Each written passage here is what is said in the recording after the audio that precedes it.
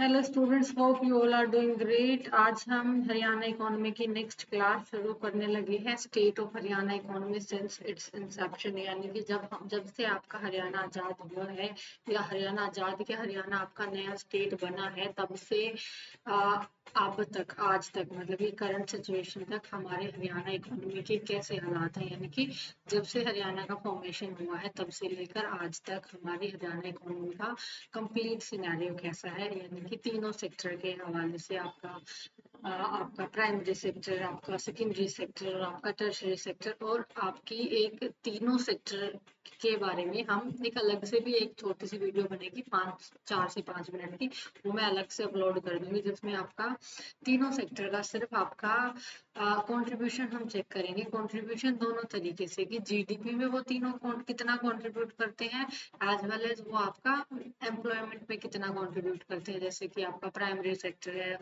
उसका 18 से आपका 19 के बीच का अप्रोक्स उसका जीडीपी में, हरियाणा के जीडीपी में उसका कंट्रीब्यूशन है। उसके बाद से एम्प्लॉयमेंट में उसका 30 to 32% का जो है आपका हरियाणा का है। इसी तरीके से आपका सर्विस सेक्टर का है, उसी तरीके से आपका टर्शरी यानी कि सर्विस सेक्टर का, तो तीनों का होगा। तो अभी आज का जो मेन हमारा टॉपिक है, हम इस पे फोकस करते हैं कि हरियाणा इकोनॉमी का स्टेट ऑफ हरियाणा इकोनॉमी की सिचुएशन सिंस इट्स इंसेप्शन। सबसे पहले हम देखेंगे कि हरियाणा का जो फॉर्मेशन है, आप सबको पता है हरियाणा इकोनॉमी, हरियाणा जीके सबने पढ़ी हुई है। हरियाणा इकोनॉमी ना सही, आपने हरियाणा जीके सारे बच्चों ने पढ़ी हुई है, क्योंकि सीईटी परीक्षा जो पेपर आपने दिया है सारे बच्चों ने, उसके बाद मेंस में आप जाएंगे तो हरियाणा का जो जीके वाला जो पोर्शन है आपका स्टैटिक जीके जो होता है, वो वाला आपके इकोनॉमिक्स के अंदर भी आता है। जैसे कि बहुत सारी चीजें कि बेसिक जो इकोनॉमिक्स है, बेसिक क्योंकि हरियाणा इकोनॉमी को उठा रहे हैं तो इनकम कहाँ से आ रही, खर्चे कहाँ हो रहे हैं, हरियाणा कौन सी आपकी इंडस्ट्रीज है, कौन से सर्विस में हम कहाँ कहाँ पर, ये सारी चीजें आपने हरियाणा जीके में भी कवर करी होंगी। तो इट्स लाइक ये बहुत आसान है हरियाणा इकोनॉमी करना। सबसे पहले Haryana was carved out of Punjab की, सबसे आपका जो हरियाणा है वो पंजाब से निकला है। इट्स लाइक कि 1966 से पहले एक पंजाब ही होता था, जिसमें आपका हरियाणा और पंजाब दोनों मिलके मर्ज थे। उसके बाद से जो 1 नवंबर 1966 से आपका जो जो लोग हिंदी बोलते थे वो हरियाणा के अंदर आ गए, जो पंजाबी बोलते थे वो पंजाब के अंदर चले गए, यानी कि हमारे हरियाणा का फॉर्मेशन डे है इट्स लाइक 1 नवंबर आपका 1966 डे। उसके बाद से जब से एट इंसेप्शन, जब से स्टार्टिंग से 1966 से जो हरियाणा को क्या कंसीडर करा जाता था, एक बैकवर्ड और प्रीडोमिनेंटली आपका एग्रेरियन इकोनॉमी थी, कि एग्रीकल्चर के ऊपर मोस्टली आपकी जो इकोनॉमी है डिपेंड करती थी, और हमारा बहुत ही पुअर हमारी इकोनॉमी का इंफ्रास्ट्रक्चर था। यानी कि ये हालात थे हमारे 1966 में हरियाणा के, कि हमारी बैकवर्ड इकोनॉमी थी, हमारा पुअर इंफ्रास्ट्रक्चर था, जो कि हमारी प्रीडोमिनेंटली मेनली जो हमारा था एग्रीकल्चर सेक्टर पे ही हमारी डिपेंड करती थी हर तरीके से। कि जीएसडीपी यानी कि आपकी जो जीडीपी है उसमें भी आपका एग्रीकल्चर ही कंट्रीब्यूट सबसे ज्यादा उस टाइम पे कर रहा था, और इवन आपका एम्प्लॉयमेंट में भी सबसे ज्यादा आपका उस टाइम पे इट्स लाइक कि एग्रीकल्चर ही कर रहा था। यानी कि आपका जो प्राइमरी सेक्टर था, एग्रीकल्चर सेक्टर को you all aware about the कि आप एग्रीकल्चर सेक्टर को ही एग्रेरियन कह लें या एग्रीकल्चर जिसमें आपका प्राइमरी एक्टिविटीज आती है उसको प्राइमरी सेक्टर कहते हैं। उसके बाद से सेकेंडरी में क्या आता है उसके लिए हम एक अलग से वीडियो बनाएंगे, जिसमें हम डिटेल से ये बेसिक चीजें उसमें मेंशन होंगी। 4 ही मिनट की में भी 4 से 5 के अंदर में आपका सारा कवर हो जाएगा। उसके बाद से per capita income was the lowest in India, कि 1966 के हालात में हमारी जो पर कैपिटा इनकम थी हरियाणा की वाज द लोएस्ट। उसके बाद से हमने तो आज तक के हालात में देखना है कि जो 66 तक पहुंचे, आज तक पहुंचते पहुंचते हमने कितना हमारे में चेंजेस हुए, कितने सुधार हुए। उसके बाद से नेक्स्ट में क्या है कि हमारा जो ट्रांसफॉर्मेशन हुआ एग्रीकल्चर का 1966 से 80 की, अब आप 1966 से 80 का फेज देखें कि उसमें हरियाणा इकोनॉमी का सिनेरियो कैसा था। सबसे पहले कि आपको पता है कि ग्रीन रेवोल्यूशन आया, जिसमें हम जो है हम फ्रंट रनर में थे, हम इसलिए कि हरियाणा और पंजाब, तो Haryana become a front runner in green revolution. तो इससे हमारी जो एग्रीकल्चर की जो प्रोडक्टिविटी है वो बूस्ट हुई, यानी कि बहुत मैक्सिमाइज होगी। तो इट्स लाइक कि उस टाइम पे हम इट्स लाइक कि हमारी एग्रीकल्चर का ट्रांसफॉर्मेशन होता है कि प्रोडक्टिविटी बूस्ट हो गई। उसके बाद से हमने जो HYV जो सीड्स थे, हाई एल्ड जो वैरायटी के जो सीड्स थे, हमने वो अडोप्ट करे, हमारे मैकेनाइजेशन में हमने सुधार किया। उसके बाद से आपका जो इरिगेशन है वो फैसिलिटी वो इम्प्रूव हुई। इसी के कारण से तो आपके जो वीट और हमारे राइस की जो प्रोडक्शन है वो सब सुधरा है। इसी चीजों के कारण से तो इन चीजों में इम्प्रूवमेंट हुई है। तो ये वाली चीजें आपकी 1966 से 1980 तक आप देख रहे हैं। उसके बाद से उस टाइम में हम जैसे कि आपका ग्रीन रेवोल्यूशन आ गया, हमने HYV सीड्स, वो जो नई नई टेक्नोलॉजी जो आई वो सारी चीजों को अडॉप्ट कर लिया, आपकी इरिगेशन फैसिलिटीज इंप्रूव होगी। इसके कारण से हम जो है वो कंसीडर करे जाने लगे central pool of food grains में, कि हम सेंट्रल उसमें आने लगे कि क्योंकि हमारे यहाँ से सबसे ज्यादा प्रोडक्शन हो रहा है एग्रीकल्चर का, हमारा एग्रीकल्चर उसमें ट्रांसफॉर्म हो रहा था। तो हम इमर्ज हुए इंडिया फूड बाउल के नाम से, कि हम फूड में सारे स्टेट जितने भी इंडिया के अंदर आते हैं उनमें Haryana it's like top most में आने लग गया। उसके बाद से हमारी ऑब्वियस सी बात है कि अगर हमारा एग्रीकल्चर जो वो चीजें हैं सुधरी हैं, वो चीजें हुई हैं, एग्रीकल्चर ने इनकम में, आपका एम्प्लॉयमेंट में बहुत ज्यादा वो चीजों में कंट्रीब्यूट कर दिया है। तो रूरल की जो प्रोस्पेरिटी है, यानी कि रूरल में जो लोग रह रहे थे रूरल एरिया में, उनकी जो सिचुएशन, उनके हालात सुधरे, बट द इकोनॉमी फिर भी आपकी एग्रीकल्चर डोमिनेटेड ही रही, क्योंकि ये सारी चीजें तो उस टाइम पे आपका एग्रीकल्चर में इम्प्रूवमेंट हुआ था। सारी चीजें हुई लेकिन फिर भी हम एग्रीकल्चर डोमिनेटेड ही रहे। तो आपको बहुत अच्छे से पता है कि अगर हमने अंडर डेवलप्ड से डेवलप्ड में जाना हो या डेवलपिंग इकोनॉमी से डेवलप्ड में जाना हो, तो आपका एग्रीकल्चर का जो कंट्रीब्यूशन है ना आपके GSDP में, इवन आपका GSDP तो छोड़े, आपका एम्प्लॉयमेंट में, तो एग्रीकल्चर का जो कंट्रीब्यूशन है वो बहुत ही कम होता है। इट्स लाइक कि 2 to 3%। बाकी जो एम्प्लॉयमेंट है आपका जो दूसरे सेक्टर से जनरेट होता है, तो हम डेवलप तक पहुंच पाते हैं। तो जब हमारे सारी इम्प्रूवमेंट आपका हुआ, सारी की सारी चीजें हुई ही एग्रीकल्चर में है, तो हम एग्रीकल्चर डोमिनेटेड ही रहे, यानी कि हम फिर भी लाइक कि आपके पहले बदतर हालात से उससे फिर थोड़े से बेहतर हो गए वो चीजें, इस तरीके से हुई। तो ये आपका हुआ 1966 से 1980 तक। उसके बाद आगे के सालों में क्या हुआ, अब हम जाएंगे 1980 टू 1990 की। 1980 से 1990 में हमने डाइवर्सिफिकेशन करी और हमारे यहाँ पे इंडस्ट्रियल ग्रोथ भी आई हरियाणा के अंदर, कि हम अब हमने शिफ्ट किया towards industrialisation and service sector की डेवलपमेंट पे भी, कि एग्रीकल्चर वाला आपका ठीक ठाक हो गया था। उसके बाद से 1980 से 90 के में हमने इंडस्ट्रियलाइजेशन और सर्विस सेक्टर को अपने को बूस्ट किया। जो डेवलपमेंट में आपके जो मेन इंडस्ट्रियल हब निकल के आए, जैसे आपका गुरुग्राम हो गया, फरीदाबाद हो गया, मानेसर हो गया, इट्स लाइक कि बहुत सारे जो वो जगह हैं, वो जो आपके इंडस्ट्रियल जो हब्स निकल के आए, तो वहां पे इंडस्ट्रीज सेटअप करेगी, इंडस्ट्रीज बहुत सारे इंडस्ट्रियल प्लांट लगे, तो वो उनकी डेवलपमेंट हुई।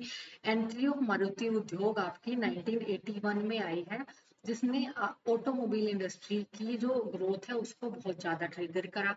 उसके बाद से आपका 1980 टू 90 के अंदर हमने इम्प्रूवमेंट करा रोड एंड इलेक्ट्रिसिटी इंफ्रास्ट्रक्चर में, कि हमारे यहाँ का रोड की जो कनेक्टिविटी है वो बेहतर हुई, इलेक्ट्रिक का जो इंफ्रास्ट्रक्चर है, कि हमने इंफ्रास्ट्रक्चर जो बेसिक इंफ्रास्ट्रक्चर उसमें भी इम्प्रूवमेंट करी। तो ये आपका 1980 टू 1990 में हो गया कि आपने क्या क्या किया।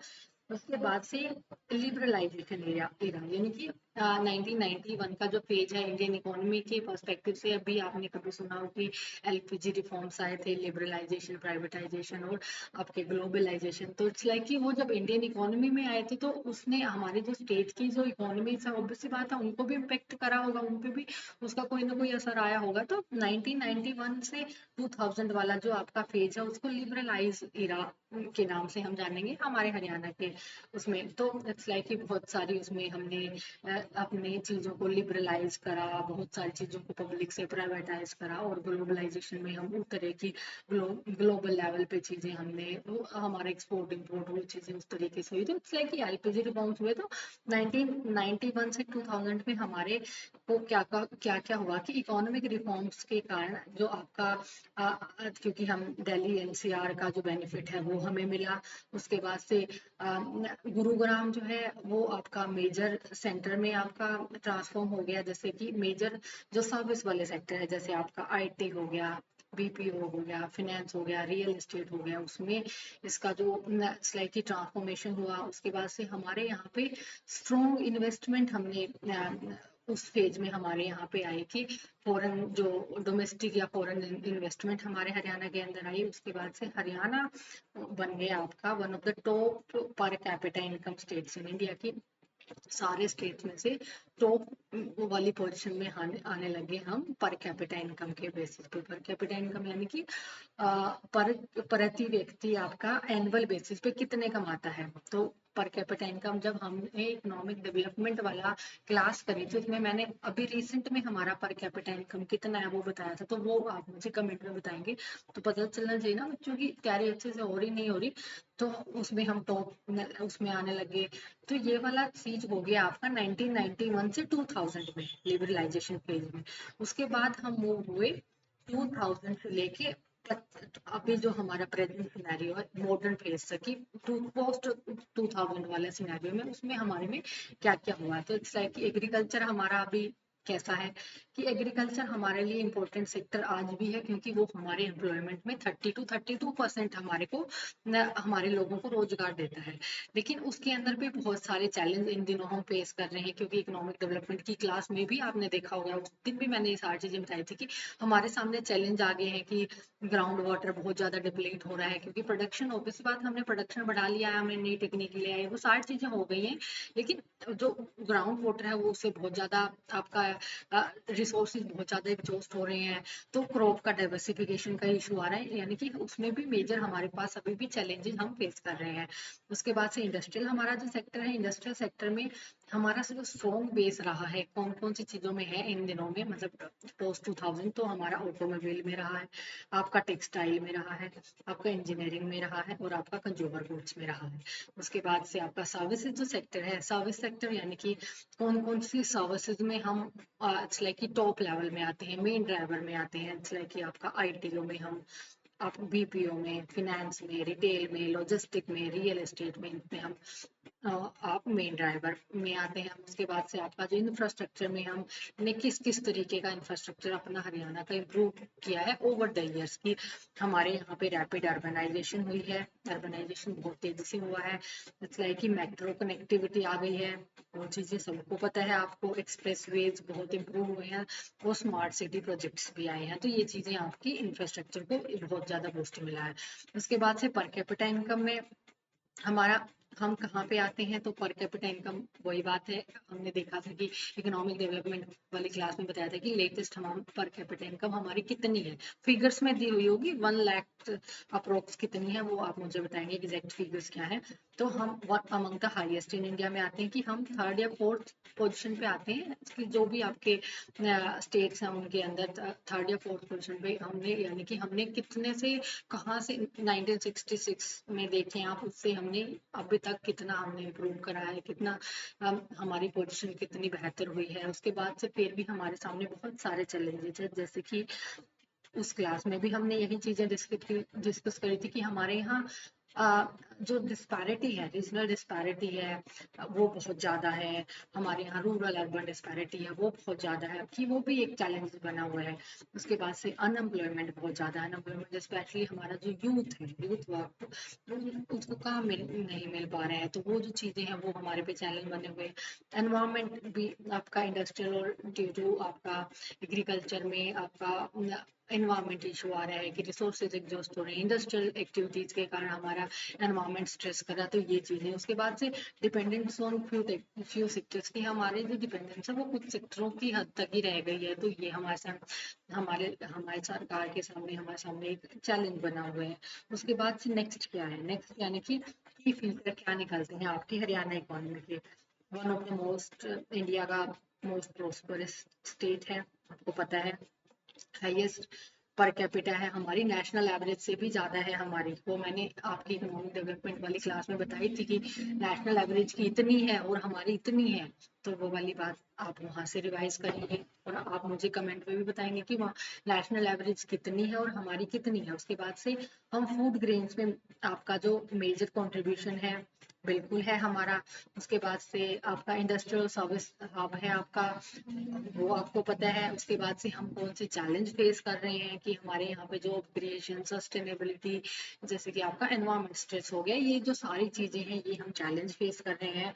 उसके बाद नेक्स्ट क्या, उसके बाद नेक्स्ट बस अब ना इट्स लाइक कि आपने क्या देखा है कि Haryana economy since its inception, यानी कि हरियाणा इकोनॉमी का आपने ओवरव्यू एक देखा है कि जब से हरियाणा फॉर्मेशन हुआ है उससे लेके आज तक हमने अपने तीनों सेक्टर, अलग अलग सेक्टर में हमने क्या कर लिया है, कहाँ से हम आए हैं, इट्स लाइक कि कहाँ से हमने कितना इम्प्रूव करा है, जो सारी चीजें हैं ये एक ओवरव्यू हो गया।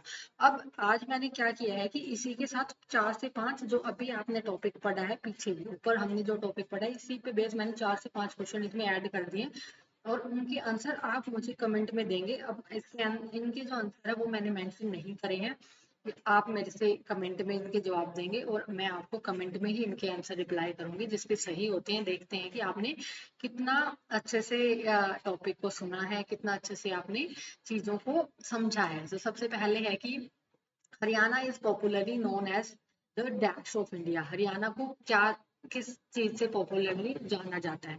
सबसे पहला है आपका industrial hub, IT capital, food bowl या ग्रेन स्टोर। आप मुझे आंसर में देंगे इसका कमेंट में। नेक्स्ट क्वेश्चन है हमारा, which automobile company's establishment in 1981 gave a major boost to Haryana industrial sector? की कौन सी ऑटोमोबाइल कंपनी जो कि 1981 में आपकी स्टैब्लिश हुई थी, जिसने हरियाणा के इंडस्ट्रियल सेक्टर को मेजर बूस्ट दिया है? तो इनमें से कौन सा इसका आंसर होगा आपका? टाटा मोटर होगा, मारुति उद्योग होगा, Mahindra and Mahindra and Hindustan Motors. आप मुझे आंसर देंगे इसका कमेंट में, ठीक है। नेक्स्ट है आपका, which sector currently contribute the largest share to Haryana के जीएसडीपी में? हरियाणा की इनकम में कौन सा सेक्टर सबसे ज्यादा कंट्रीब्यूट करता है? यानी आपका एग्रीकल्चर करता है, इंडस्ट्री करता है, सर्विस करता है और माइनिंग, इनमें से कौन सा करता है?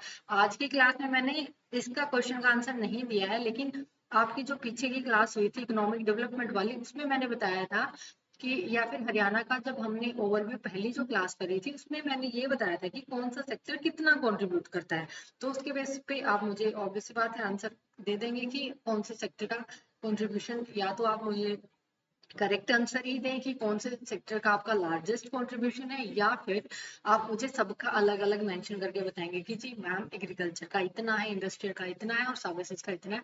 और ये बहुत इंपॉर्टेंट है आपके एग्जाम के पॉइंट ऑफ व्यू से। नेक्स्ट क्वेश्चन है आपका, Gurugram is known as the hub of which sector of Haryana? की कौन से चीज का हब जाना जाता है गुरुग्राम? आपका एग्रीकल्चर का, हैवी इंडस्ट्रीज का, आईटीबीपीओ का और टेक्सटाइल का? आंसर आपने बताना है। नेक्स्ट क्वेश्चन है आपका, at the time of its formation Haryana economy was predominantly, की हरियाणा इकोनॉमी का जो मेन सिनेरियो था जब हरियाणा फॉर्म हुआ था, हरियाणा बना था, तो क्या जो चीज प्रीडोमिनेंटली मेन क्या था हरियाणा में? लाइक कि हम सर्विस बेस्ड होते थे, हम इंडस्ट्री बेस्ड होते थे, हम एग्रेरियन थे या माइनिंग बेस्ड थे? तो ये सारे क्वेश्चन के आप जो आंसर है आप मुझे कमेंट में बताएंगे। अगर आपको टॉपिक में से कुछ भी नहीं समझ आया है तो आप वो भी मेरे को कमेंट में बताएंगे कि ये वाली चीज आप मैम एक्सप्लेन कर दें, तो नेक्स्ट क्लास में हम उसको भी पिक करेंगे। तो थैंक यू फॉर वॉचिंग।